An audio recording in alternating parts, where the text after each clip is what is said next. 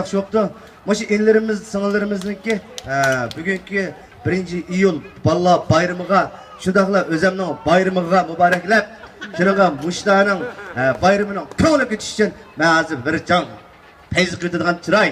Shunda chiroymi? Qarab baqsanglar. Shunda bir xil chiroy, ha? Bir xil payz qiladigan chiroy.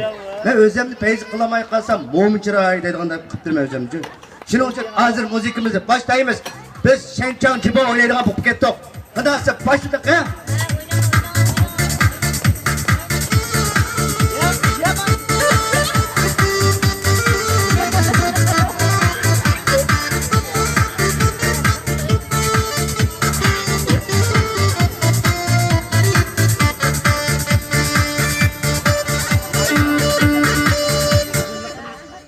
Benim ismim Abdullah. 4-5 günlük kapturlar.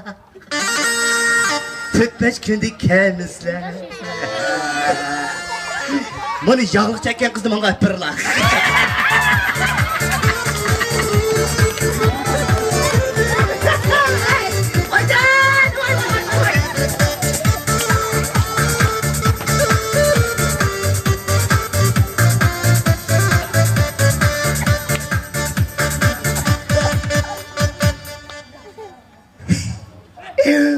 O gapni muddət oldu.